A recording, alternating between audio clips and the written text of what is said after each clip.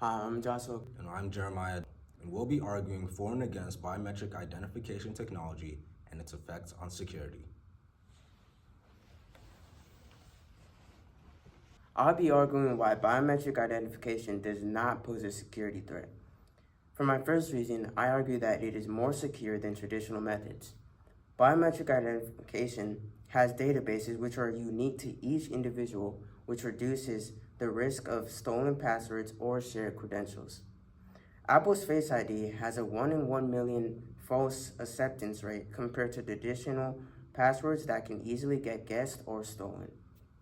My second reason is the multi-factor authentication. It enhances security even further because biometrics can be combined with passwords or security keys for stronger authentication. For example, many banks like Chase or even other companies like Microsoft use biometric authentication alongside PINs for secure transactions. Advancements in encryption in storage solutions have modern systems which use local storage and encryption to protect biometric data. The biggest example would be Apple's Secure Enclave. It stores Face ID data locally rather than in a centralized database. Additionally, convenience and efficiency is also important to look at. Biometrics improve user experience by eliminating the need for passwords.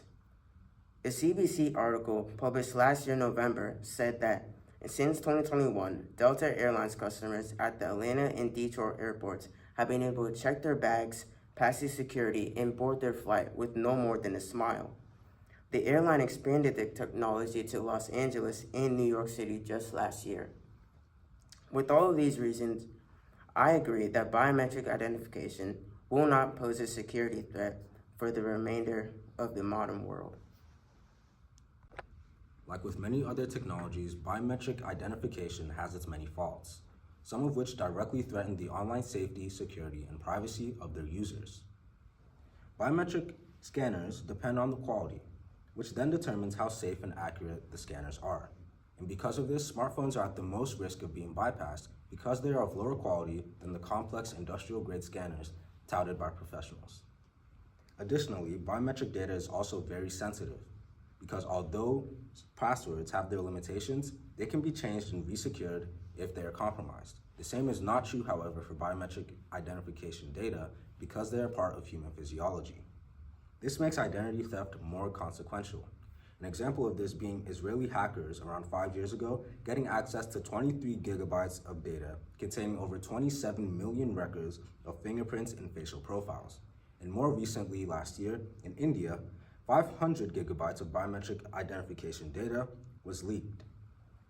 What this means for those who had their data leaked is that their identity is now at risk of being stolen at any time without there being much they can do about it.